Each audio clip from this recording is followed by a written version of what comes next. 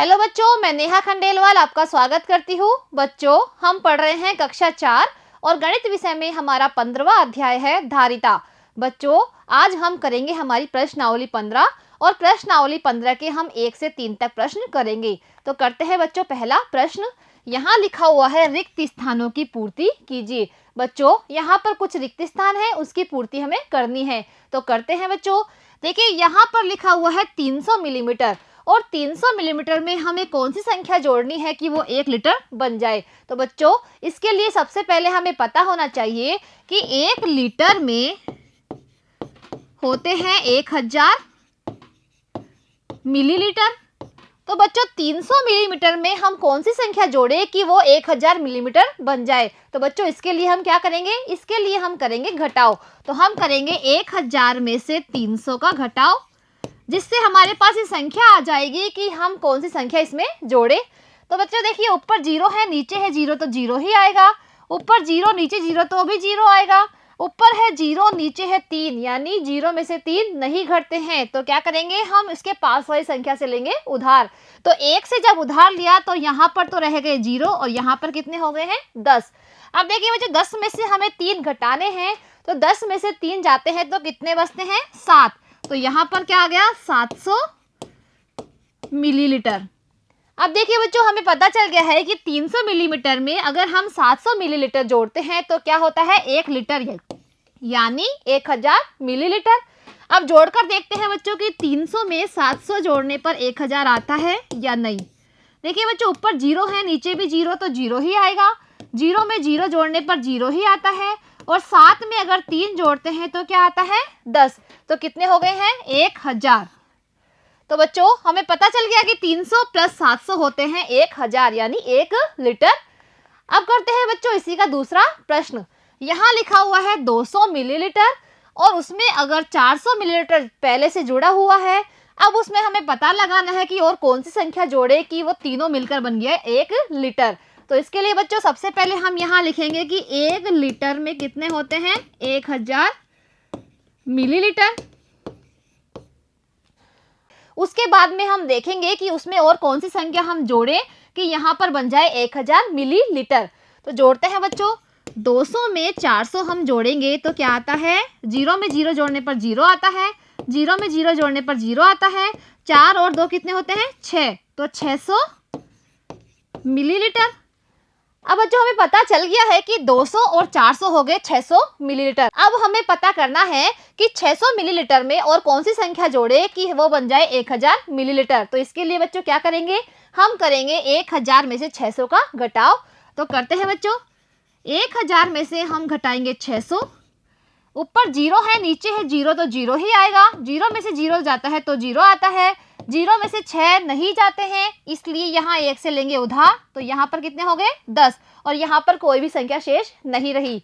अब देखिए बच्चों, 10 में से 6 घटाने पर कितने आते हैं 4। तो 400 क्या है मिलीलीटर। तो यहाँ पर आ गई है संख्या 400 मिलीलीटर।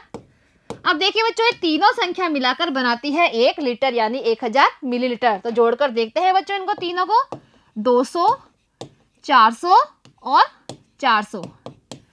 ऊपर 0 है तो 0 आता है, 0 में 0 जोड़ते हैं तो 0 आता है। 4 और 4 8, 8 में 2 जोड़ने पर कितना आता है 10। तो कितने हो गए हैं ये 1000। अब करते हैं बच्चों इसी का तीसरा प्रश्न।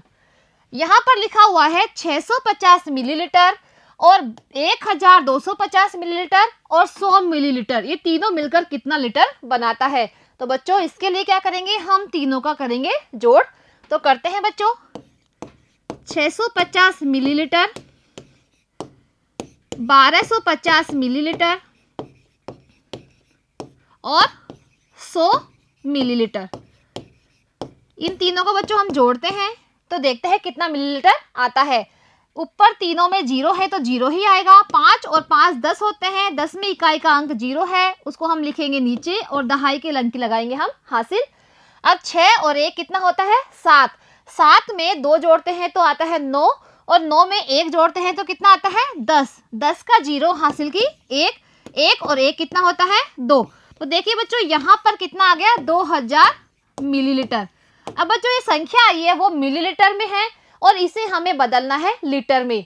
तो बच्चों 1 लीटर में होते हैं 1000 मिलीलीटर। तो बच्चों लीटर को बनाने के लिए हम क्या करेंगे, हम लगाएंगे 1000 का भाग, यानी मिलीलीटर को लीटर में बदलने के लिए 1000 का भाग हमें लगाना है। तो बच्चों 2000 में हम 1000 का भाग लगाते हैं।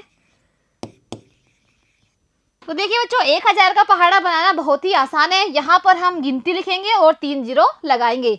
तो बच्चों 1000 का पहाड़ा 2 बार बोलने पर कितना आता है, 2000। तो यहाँ पर भी 2000 ही है, इसलिए हम 2 बार पहाड़ा बोलेंगे। अब घटाते हैं बच्चों, 2000 में से 2000 गए तो क्या बचा, 0। तो यहाँ पर कितना आ गया है, 2।